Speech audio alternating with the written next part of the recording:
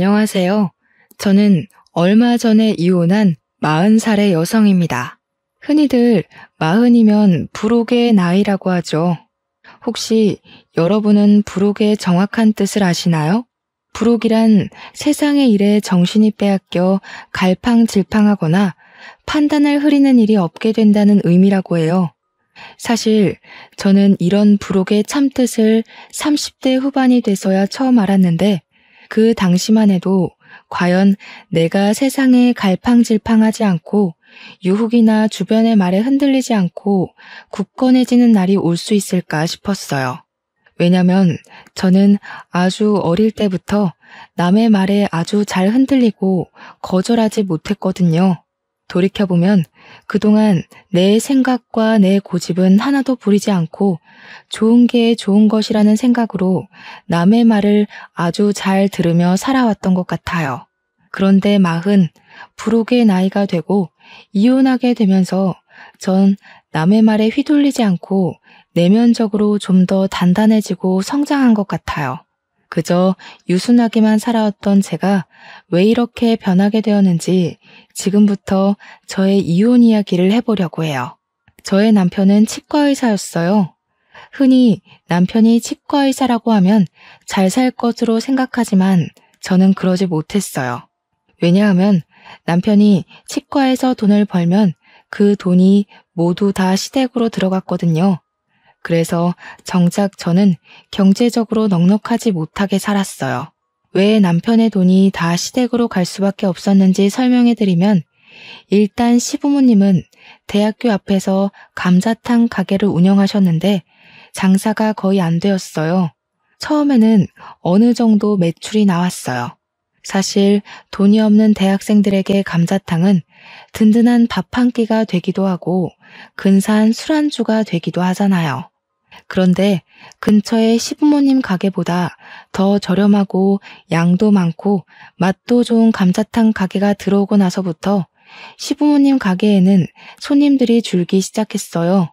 그렇지 않아도 힘들던 와중에 전례 없던 코로나라는 전염병이 돌면서 학교 수업이 전면 비대면 수업으로 전환되었고 이에 따라 수입도 전혀 없는 상황이었어요. 도련님은 사업을 준비하고 있지만 사실상 백수예요. 그리고 제가 이혼을 결심하게 된 이유이기도 하죠. 먼저 도련님에 관해 얘기하자면 도련님은 태어날 때 심장에 문제가 있어 큰 수술을 여러 번 했어요. 다행히 수술이 아주 잘 돼서 커서는 심장 수술을 하지는 않았지만 계속 크고 작은 병에 수시로 걸려서 학창 시절의 대부분은 병원에서 지냈어요. 시부모님은 귀한 아들이 태어날 때부터 아픈 것이 다 본인들의 탓인 것만 같아 도련님만 보면 가슴이 미어진다고 하시더라고요. 그래서 그런지 도련님이 원하는 것은 그게 무엇이든지 다 해주려고 하셨어요.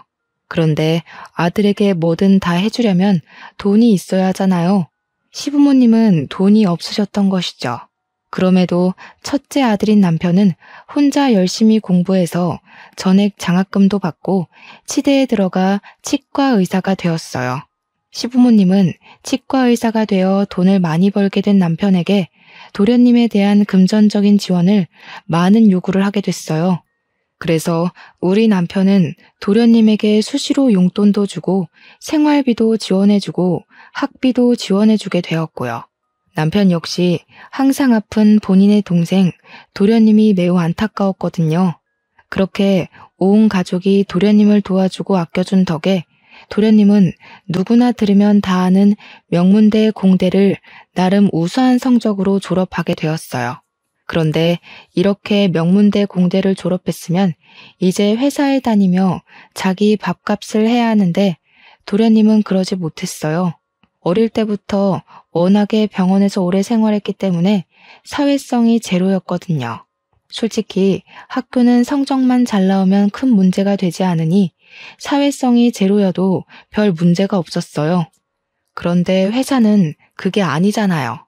회사는 나만 잘한다고 되는 것이 아니라 팀원들과 함께 일을 해야 하고 상사와도 잘 조율하며 지내야 하잖아요.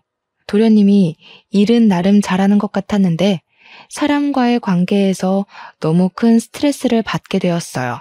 그 결과 3개월 만에 첫 회사를 때려치웠다고 해요. 몇 개월간 백수 생활을 하다가 두 번째 회사에 입사했으나 거기서도 사람들과의 관계에 스트레스를 크게 받아 1년을 채우지 못하고 또 관두게 되었어요. 그 뒤로도 몇 군데 회사를 다니고 관두고를 반복하다가 도련님은 자신이 직접 사장이 되면 사람과의 스트레스가 없을 것이라는 생각이 들어 사업을 하기로 마음을 먹게 돼요.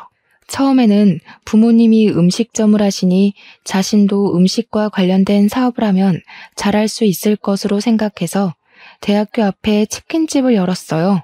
초반은 학생들이 많이 찾아줘서 나름대로 장사가 잘 되었다고 해요. 그런데 근처에 프랜차이즈 치킨집이 들어서면서 망했고요. 이후 너무 답답한 마음에 사주를 보러 갔는데 무속인이 물과 잘 맞는다고 물 관련 장사를 하면 잘 된다는 소리를 듣고 카페를 열었어요. 그런데 전국적으로 카페가 우후죽순으로 생겨나면서 특별한 특징이 없고 매우 평범했던 도련님의 카페에 손님이 줄기 시작하더니 또 망했어요. 이렇게 두 번의 사업을 시작하고 망하면서 드는 비용은 다 남편의 돈으로 해결했어요. 이렇게 남편은 도련님의 대학교 학비에서부터 두 번의 사업 창업과 실패에 대한 비용까지 다 부담하게 되어 정작 본인의 결혼에는 쓸 돈이 없게 되었어요. 그 덕에 우리는 본의 아니게 스몰 웨딩으로 진행되었어요. 그렇지만 저는 그래도 좋았어요. 남편을 너무 사랑했고 저도 경제적으로 여유롭지는 않아서 차라리 소규모로 진행하는 편이 더 마음이 편하고 좋았거든요. 이렇게 우리가 결혼한 후에는 도련님이 학원에 문제집이나 도서를 납품하는 사업을 또 했어요. 한동안은 꽤 잘 되는 것처럼 보였어요. 드디어 자리를 잡나 싶더니 코로나가 확산으로 인해 휴원되는 학원이 늘면서 납품이 어려워졌어요. 결국 또 빚만 엄청 지고 망하게 되었어요. 이때 진 빚 또한 저희 남편의 돈으로 해결했어요. 어찌되었든 남편 본인이 열심히 일해서 번 돈으로 도련님한테 주겠다는데 저는 할 말이 없었어요. 그동안은 남편 치과가 잘 돼서 도련님한테 지원해 주어도 아이가 없는 우리 둘이 사는데 큰 문제가 되지는 않았거든요. 그런데 코로나가 확산하며 사람들이 치과에 오지 않게 되자 자연스레 치과의 매출이 줄기 시작했어요. 이제 우리도 경제적으로 어려운데 이 와중에 도련님은 마스크 사업을 하겠다고 아주 당연하게 남편에게 돈을 요구하는 것이 아니겠어요?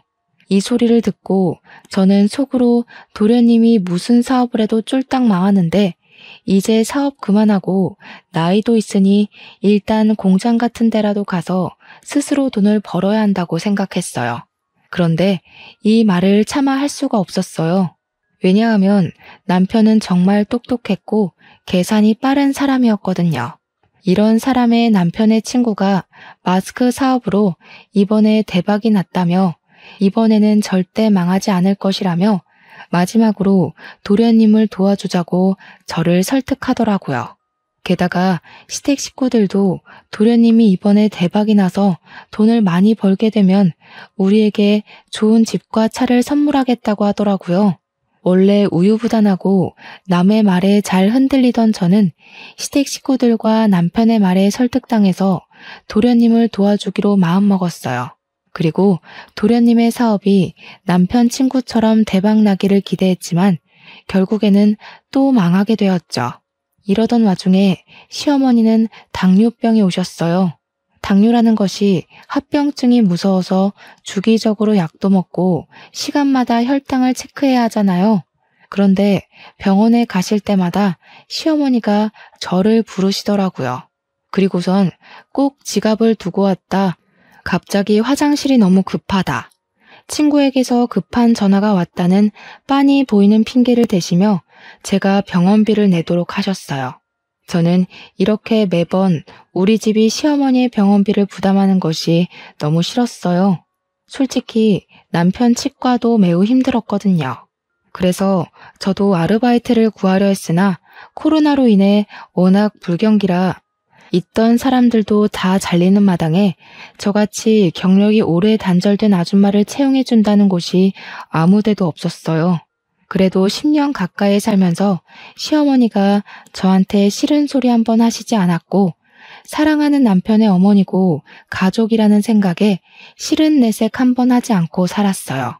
한 번은 남편이 회식을 가서 늦게 온다고 해서 집에서 혼자 밥을 먹고 치우고 있는데 시어머니한테 전화가 왔어요. 지금 도련님이 너무 불안해하고 식은땀이 나고 심장이 빨리 뛰어서 죽을 것 같다는데 시아버지는 잠깐 일이 있어서 밖에 계셔서 시어머니 혼자 도련님 데리고 병원에 못 가겠으니 같이 가자고 하시더라고요. 저는 깜짝 놀라 바로 시댁으로 가 도련님과 시어머니를 모시고 응급실로 갔어요. 응급실에서는 검사하더니 공황장애라고 진단을 내렸어요. 그리고 꾸준히 약을 먹고 치료를 해야 한다며 다음날 오후로 외래 진료를 잡아주었어요. 그런데 병원비를 계산하려는데 시어머니도 도련님도 지갑을 가져오지 않은 것이에요. 둘 다 워낙 정신이 없던 상황이라 그런가 보다 싶어 일단 남편 카드로 60만 원의 병원비를 냈어요. 다음 날 저는 도련님이 당연히 혼자 병원에 갈 수 있을 것으로 생각했는데 오전에 시어머니한테 전화가 오더라고요. 도련님이 병원에 가야 하니 같이 좀 가달라고요. 저는 조금 이해가 되지 않았지만 어제 공황 발작으로 인해 너무 놀라서 그런가 싶어서 같이 갔어요. 병원에서 진료를 다 받고 병원비를 계산해야 하는데 화장실에 가고 없더라고요. 그 앞에 그냥 있기도 좀 그래서 병원비와 약값을 모두 남편 카드로 계산했어요. 그 다음 진료일 때 이번에는 도련님이 같이 가자고 전화가 왔어요. 마침 병원 근처에 볼 일도 있고 해서 겸사겸사 갔어요. 진료를 마치고 수납하는데 도련님이 핸드폰만 만지고 가만히 서 있더라고요. 또 제가 계산하라는 수작 같아 보여서 도련님한테 대놓고 여기서 계산하시라고 말했어요. 그랬더니 못 들은 척하고 핸드폰을 보며 자판기 앞으로 가서 괜히 커피를 뽑고 있더라고요. 뒤에 사람들은 많이 기다리고 있고 수납하시던 직원분도 빨리 계산하셔야 한다고 상호하셔서 결국엔 남편 카드로 또 병원비와 약값을 계산했네요. 그날 제가 남편 카드를 내면서 2번 다시는 도련님과 같이 병원에 오지 않으리라 다짐을 했어요. 그 다음 진료일. 그날은 저희 친정엄마의 제삿날이었어요. 사실 전 아버지가 어릴 때 돌아가셨고 친정엄마와 둘이서 살았는데 친정엄마마저 지병으로 5년 전에 돌아가셨어요. 남편은 바쁘다는 핑계로 매년 제사에 참석하지 못해서 저 혼자 이모 집으로 가서 이모와 함께 제사를 지내곤 했어요. 그날도 제삿날이라 이모 집에서 음식 장만하느라 바쁜데 도련님한테 전화가 오더라고요. 형수, 저 오늘 병원 가야 하는데 같이 가요. 이거 어쩌죠? 저 오늘 친정엄마 제사라 큰이모 댁에 와 있어요. 이모 댁이 우리 집 근처 아니에요? 병원 예약되어 있어서 시간 많이 걸리지도 않고 제사는 밤에 지내니까 일단 나랑 같이 병원에 가요.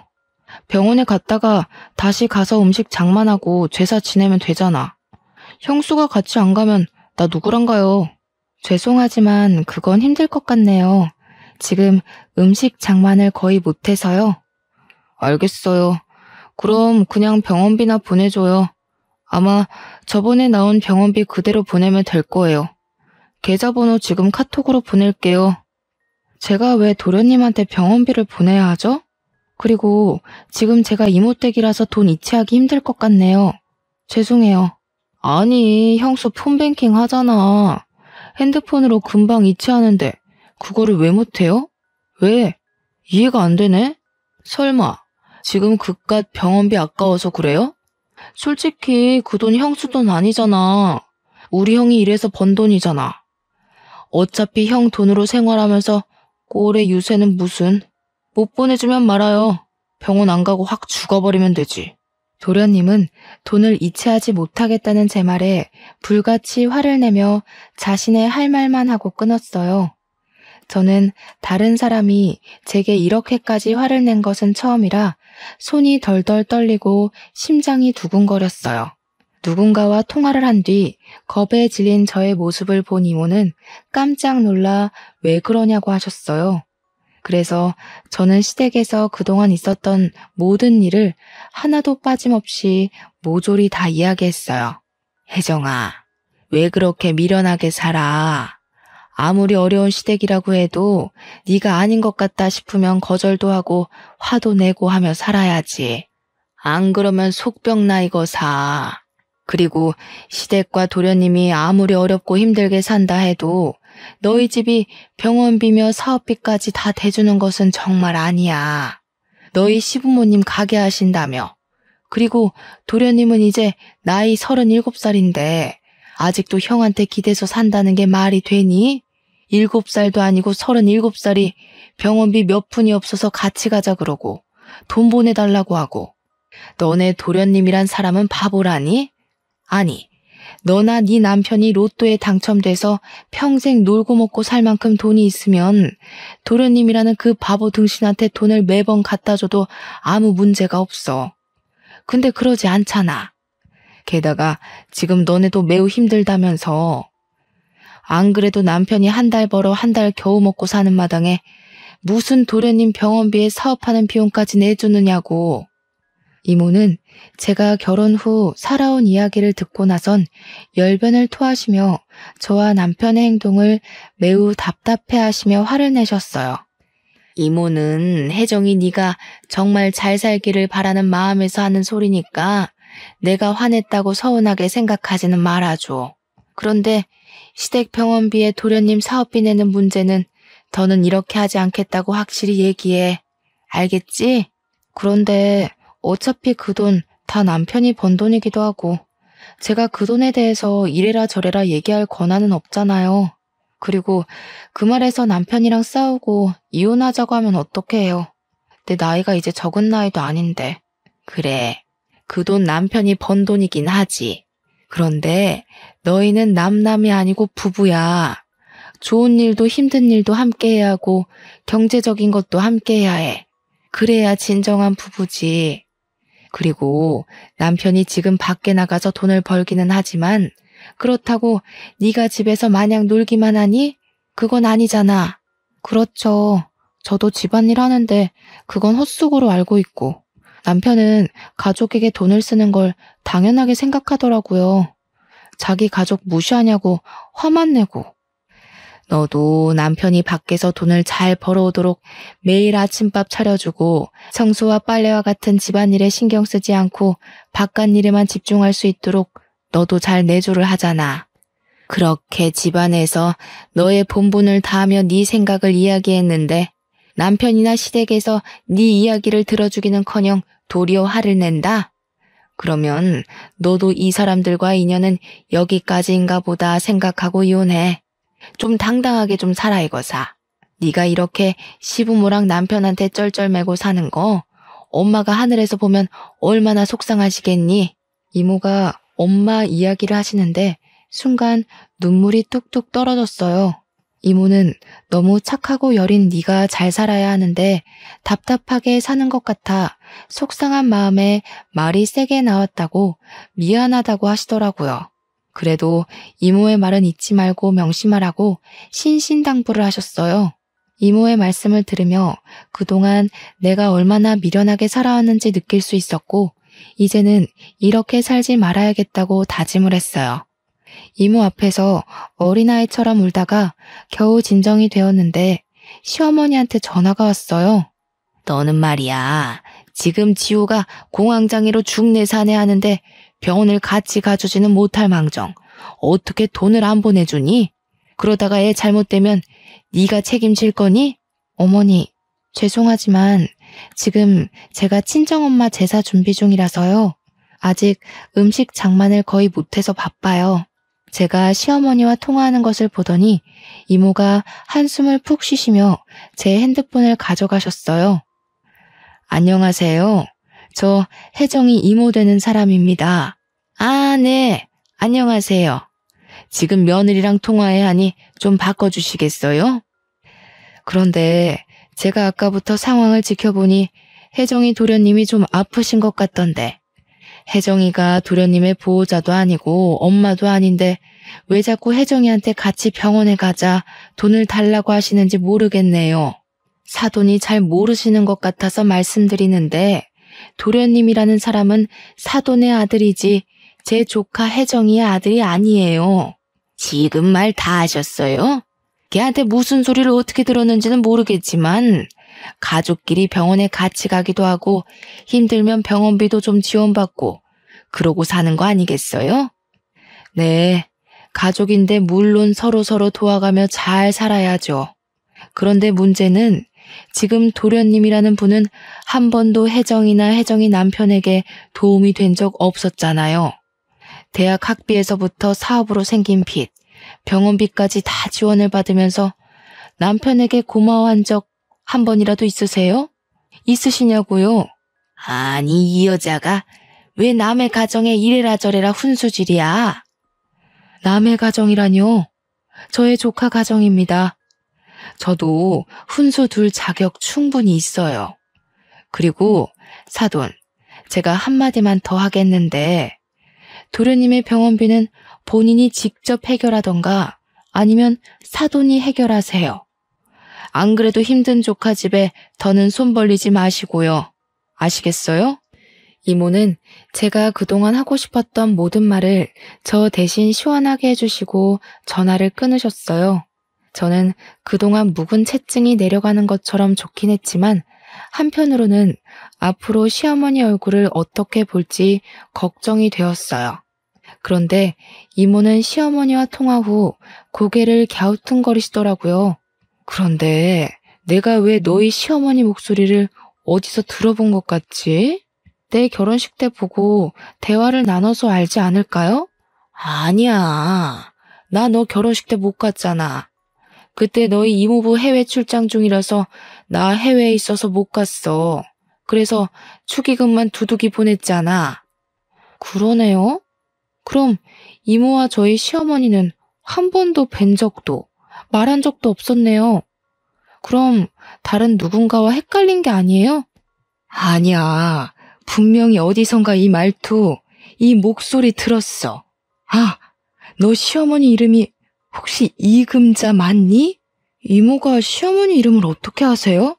나 원참 어이가 없어서 이렇게들 운명이었나 보다. 충격 먹지 말고 잘 들으렴. 사실 신혼 시절 때 네 이모부가 한번 바람을 피웠어. 그때 이모부가 바람 핀 것을 알고 이모부 상간녀랑 정말 징글맞도록 싸웠어. 당연히 그랬지. 나는 네 이모부를 정말 사랑해서 결혼까지 했는데 그런 이모부가 다른 년이랑 바람이 났다고 하니 내 눈이 안 뒤집히겠니? 네? 이모부가 바람을 폈었다고요? 그래. 그래서 내가 아주 그 상간녀랑 머리털 붙잡고 대판 싸웠단다. 그때 확 이혼해버릴까도 했는데 그 당시 이혼녀라는 딱지가 큰 흠이 되던 시절이기도 했고 내가 이모부를 더 좋아해서 다시는 상간녀를 만나지 않겠다는 각서를 쓰고 계속 살게 됐지. 나중에 알고 보니까 그 상간녀는 찢어지게 가난한 집안 딸이었고 음식점을 하는 남편도 있었다더라. 그런데 음식점도 잘 안 되고 남편과도 사이가 그다지 좋지 않았었나 봐. 그래서 대기업에 다니는 네 이모부 꿰어서 팔자 좀 펴보려고 일부러 접근한 요새 말로 말하면 꽃뱀이었더라고. 근데 그때 그 상간녀가 바로 이 금자, 너희 시어머니야. 네? 그럼 이모부의 상간녀가 바로 저희 시어머니셨다고요? 그런데 그 상간녀의 남편이 있었다면서요. 그럼 시어머니가 시아버지랑 결혼하고 나서 이모부랑 불륜을 저지른 거예요? 그럼 시아버지도 이 상황을 아세요? 그때 너희 시아버지는 망해가는 음식점 살리겠다고 고군분투하느라 아마 몰랐을 거야. 아니, 자기 남편은 먹고 살겠다고 그리 용을 쓰는데 마누라라는 사람은 도와주지는 못할 망정 돈 많은 남자 꿰어서 재혼할 생각을 했다는 게 말이 되니? 게다가 말하는 것이며 행동이 어찌나 무식하던지. 아무튼 그때 정말 이금자라는 여자한테 아주 학을 뗐다. 어떻게 세상에 이런 일이 있을 수가 있어요? 이래서 정말 사람 일은 한치 앞도 모른다고들 하나 봐요. 혜정아, 내가 방금 든 생각인데 이 일은 너만 알고 있어. 그러다가 나중에 네가 이제는 정말 이혼을 해야겠다 싶을 때 그때 크게 터트려서 써먹으렴. 그동안 너를 이렇게 마음고생했는데 그냥 좋게 이혼하기에는 뭔가 조금 아쉽지 않겠니? 이모는 나중에 언젠가 크게 써먹을 일이 있을 것이라며 일단 이 충격적인 사실을 모른 척하라고 하셨어요. 저는 이모의 말씀에 알겠다고 했어요. 다음 날 엄마의 제사를 무사히 마치고 집에 와 늦잠을 자고 있는데 시어머니가 집으로 오라고 전화가 왔어요. 전날 이모와 대화하며 더는 답답하게 살지 말아야겠다고 다짐은 했지만 어디 사람 본성이 어디 가나요. 전날의 패기는 다시 다 잊은 채 시댁에 떨리는 마음으로 갔어요. 시댁에 도착하니 시어머니가 도끼 눈을 뜨고 저를 쳐다보았어요. 야, 너네 이모한테 무슨 얘기를 어떻게 했길래 우리 집을 욕먹게 만들어? 그깟 병원비 얼마나 한다고? 어머니 당뇨병 병원비에 도련님 공황장애 병원비까지 솔직히 한 달에 병원비만 50에서 60만 원이나 나와요. 게다가 예전에 도련님 사업하고 망한 빚까지 아직 갚고 있고요. 솔직히 이제 치과도 코로나로 타격이 큰데 매번 병원비 부담하기가 너무 벅차요. 어머, 얘 나한테 화내는 것 좀 봐라. 그래도 너희 집이 가장 경제적으로 여유롭잖아. 그리고 그 돈이 네 돈이니? 다 우리 지훈이가 치과에서 열심히 일해서 번 돈이지. 내가 네 돈 내라는 것도 아니고 우리 아들 돈 내가 쓰겠다는데 왜 네가 호들갑이야? 시어머니의 어이없는 말씀에 저는 기가 막혀서 말문이 턱 막혔어요. 그리고 우리 아들이 그렇게 죽을 똥 쌀 똥으로 일하는데 네가 언제 도와준 것 있니? 말이 나와서 말인데 다른 집 며느리들은 애도 키우고 애들 다 크면 알아서 기어나가서 일하고 돈 벌어서 시부모 호강시켜주고 하던데 너는 애가 무슨 강목처럼 딱딱하기만 하고 그런다고 집안일을 잘하는 것도 아니고 네가 애를 낳아서 떡두꺼비 같은 손주를 안겨준 것도 아니고 너는 며느리의 본분을 다 했는지 너 자신을 돌아봐. 알겠니? 어머니, 아무리 그래도 너무하신 것 아니에요? 어떻게 제게 그런 말씀을 하세요? 집에서 우리 아들이 주는 돈으로 놀고 먹으면서 그동안 남편 돈이 시댁으로 얼마나 흘러가는지 감시나 하고 살았어? 옛날 같으면 넌 애 못 낳아서 진작이 쫓겨났어. 사실 저희 부부는 정말 아이를 갖고 싶어서 시험관 시술을 3번이나 진행해서 겨우 임신에 성공했어요. 시어머니는 저의 임신 소식을 듣고 얼른 다니던 회사를 관두라고 하셨어요. 임산부가 회사에 다니면 안 좋다고요. 저는 계속 다니고 싶었지만 시어머니의 권유도 있었고 입덧이 너무 심해서 어쩔 수 없이 회사를 관두게 되었어요. 그렇게 회사를 관두고 집에 있는데 시어머니가 하루도 빠짐없이 우리 집에 오셔서는 사사건건 잔소리를 하셨어요. 임산부는 무조건 좋은 것만 봐야 하고 오직 영양식과 건강식으로만 먹어야 하며 TV와 핸드폰도 봐서는 안 된다며 제 일상생활의 모든 것을 제약하셨죠. 시어머니는 첫 손주이니 건강히 출산하고 싶은 욕심에 그러신 것이겠지만 저는 이 모든 것이 스트레스로만 다가왔고 결국엔 유산이 되고 말았어요. 그 뒤로 아이는 저희에게 찾아오지 않더라고요. 유산 후 저는 다시 일을 구해보려 했지만 시어머니는 아이를 가져야 한다며 제가 회사에 나가는 것에 결사반대하셨어요. 그런데 이제 와서 며느리의 도리를 운운하시며 애도 못 낳고 회사도 못 다니는 바보처럼 이야기하시니 제가 화가 많이 나더라고요. 그래서 저는 어제 이모한테 들은 시어머니의 과거를 알고 있다고 말하기로 했어요. 일종의 협박인 셈이었죠. 어머니, 그런데 혹시 김숙자 자자 성함 쓰시는 분 아세요? 김숙자? 나야 모르지. 근데 무슨 갑자기 뚱딴지 같은 소리야? 모르세요? 그럼 혹시 이 복자 태자 쓰시는 분은 아세요? 이복태? 이복태가 누군데? 뭐? 이복태? 시어머니는 이모부의 성함을 듣자 잠시 생각하시더니 깜짝 놀라셨어요. 네, 이 복자 태자 쓰시는 분이요. 그분이 바로 저희 이모부이시고 김숙자 자자 성함 쓰시는 분은 저희 이모예요. 제가 어제 이모랑 친정엄마 제사 지내면서 아주 기가 막히고 충격적인 이야기를 들었는데 한번 들어보시겠어요? 시어머니는 젊은 시절 불륜관계로 만난 남자가 저의 이모부시고 자신과 크게 싸웠던 분이 저의 이모인 것을 알게 되자 깜짝 놀라셨어요. 그러시고는 아까 내가 너에게 했던 말은 다 마음에도 없는 소리였고 정말 미안하다고 이젠 절대 너에게 그런 막말을 하지 않겠다고 사과를 하시더라고요. 그러시며 아들이나 시아버지에게 얘기하지 말아달라고 신신당부를 하셨어요. 시어머니가 참 미웠지만 그래도 나이 드신 분이 지난 과거로 인해 쩔쩔매는 모습을 보니 조금 안쓰러운 마음이 들기는 하더라고요. 저 역시 오래전의 과거를 굳이 들먹이며 시부모님 가정을 깨고 싶지는 않았어요. 그래서 이 사실에 대해 입 다물고 있을 테니 다시는 도련님 병원비나 사업비 우리 집으로 청구하지 말라고 했어요. 이것만 지켜주신다면 저도 조용히 살 것이라고요.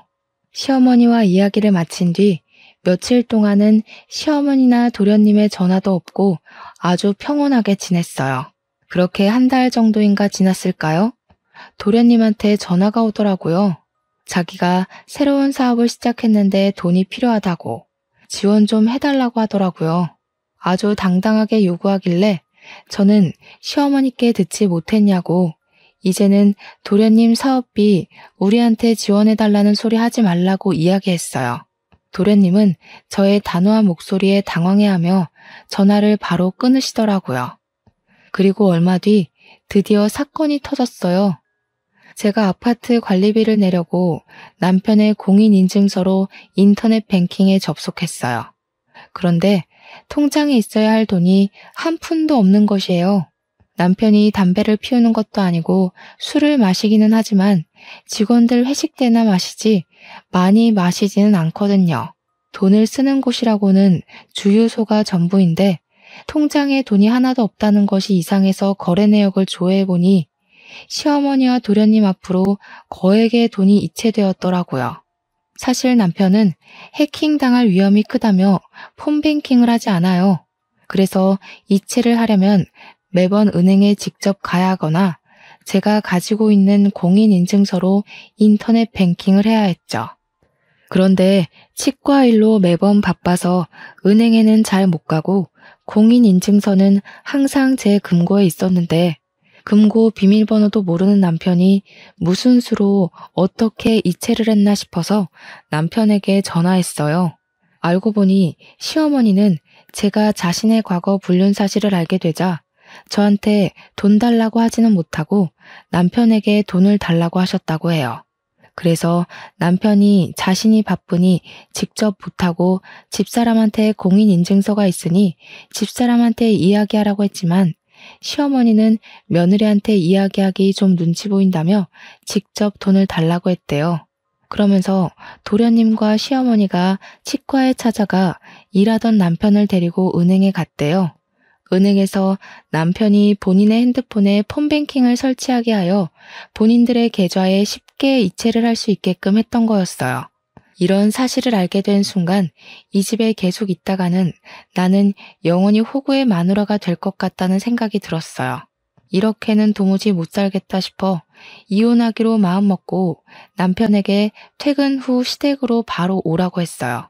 그리고 캐리어에 저의 옷과 화장품을 챙겼어요. 워낙 저 자신을 꾸밀 줄 모르고 살아서인지 챙겨야 할 짐도 거의 없더라고요. 저녁이 되어 시댁에 가니 시부모님과 도련님이 계시고 마치 남편도 퇴근하고 오더라고요. 도련님, 사업하신다고 저희 남편한테 가져가신 돈 다시 다 주세요. 어떻게 매번 사업하실 때마다 저희 남편한테 손을 벌리세요? 형수, 어떻게 말을 그렇게 해요? 내가 뭐, 나만 잘 살려고 그러나? 사업해서 잘 되면 형수도 좋은 거 아닌가? 그래, 지호한테 야박하게 그러지 마. 지호는 사업 여러 번 망하고 속이 속이겠어? 지 속도 새까맣게 타들어가겠지. 너는 그런 애한테 꼭 이렇게까지 해야겠어? 그리고 형수, 막말로 그 돈이 형수가 벌어서 만든 돈이에요? 우리 형 돈이에요. 형이 달라 그러면 내가 바로 어떻게든 돈을 만들어서 주겠지만 솔직히 형 돈이지 형수 돈이 아니지. 형수는 돈을 다시 달라고 할 자격이 없어요. 그래, 그건 지호 말이 맞아. 그깟 사업비 지호가 성공해서 갚으면 될 거 아니냐? 그리고 우리가 남이야? 가족이지. 가족이면 서로 어려울 때 돕고 도움받으면서 사는 거지. 안 그러냐? 난 또 뭐라고. 이깟 일로 바쁘고 피곤한 사람들 다 모아놨니? 이 얘기는 그만하고 다 모인 김에 오랜만에 같이 저녁이나 먹자. 갑자기 배가 아프네. 나 화장실에 다녀올 테니 너는 밥상 좀 차려놔라. 도련님과 시어머니는 당연히 받아야 할 돈을 받았다는 식으로 뻔뻔하게 이야기하고 남편은 오히려 도련님을 안쓰러워하며 돈을 주는 것에 대해 문제되지 않는다는 식으로 말하며 저를 속 좁고 야박한 사람으로 만들더라고요. 저는 이제 더는 참을 수가 없었어요. 이모를 통해 알게 된 시어머니의 과거를 바로 터뜨리기로 마음먹었어요. 시어머니가 화장실에 들어가시자마자 저는 스피커폰으로 이모에게 전화를 걸었어요. 그리고 제가 지금 시댁인데 저번에 말씀하셨던 상간녀 이야기 좀 해달라고 했어요.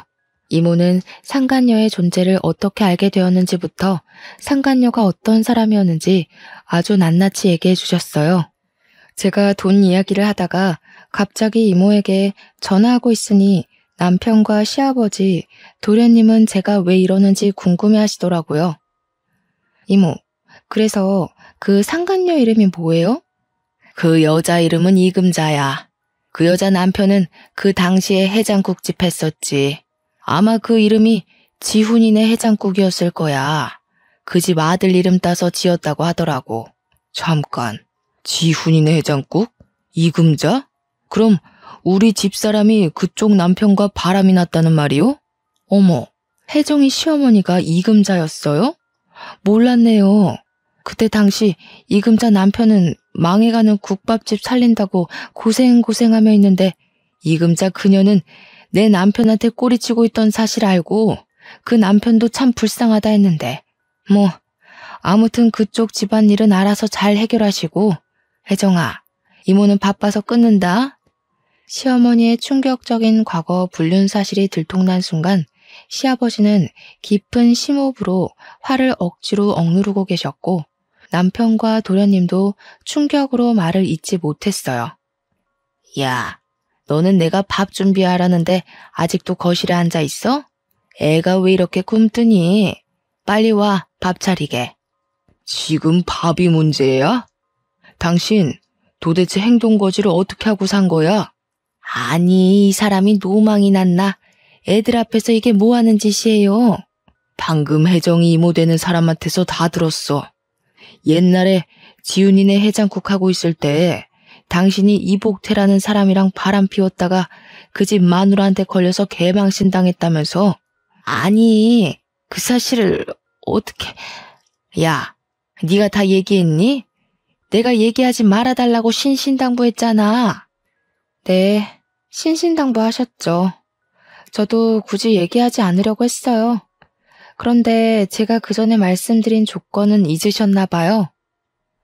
저희 남편에게 도련님 병원비나 사업비 청구하지 않는 조건으로 말하지 않는다고 했지 아예 말 안 하고 살 거라고는 하지 않았는데요. 당신이 잘못해놓고 왜 애를 잡아? 며느리 앞에서 내가 부끄러워서 살 수가 없다. 당신 내 집에서 나가. 당장 나가. 시아버지, 화가 많이 나시겠지만 잠시 진정하시고 제 얘기 들어주세요. 제가 오늘 이렇게 이 자리에 다 모이라고 한 이유를 아직 말씀 못 드렸거든요. 저는 이렇게 이모부와 불륜을 저지른 여자를 시어머니로 모실 수 있을 만큼 마음이 넓지 못해요. 그리고 도련님 사업비나 내주는 호구 남편의 마누라로 살 수 있을 만큼 경제적으로나 심적으로 여유롭지도 못하고요. 그래서 말인데 더는 이 집안에서 가족으로 살지 못하겠습니다. 저 이혼하겠습니다. 뭐? 이혼? 그런 이야기는 나랑 먼저 해야지. 갑자기 이혼하겠다고 하면 어떡해? 당신은 그동안 내가 시댁에 돈 나가는 것으로 뭐라고 하면 야박하다고 속 좁다고 뭐라고 하면서 내 편은 한 번도 안 들더라? 이젠 이런 대우 받으면서 못 살겠어. 나 지금 집 나가서 이모 집에 갈 거야. 내 짐은 이미 다 챙겼고 이혼 서류 작성해서 보낼 테니 법원에서 보자. 이혼 선언을 하고 나오는데 시아버지는 시어머니한테 소리를 고래고래 지르시고 시어머니는 잘못했다고 비시고 도련님과 남편은 말리시고 아주 가관이더라고요. 그렇게 저는 시댁의 마지막 인사를 하고 나왔네요. 그 뒤 저는 집을 구할 때까지 이모 집에서 생활하게 되었어요. 하루는 시어머니한테 전화가 오더라고요.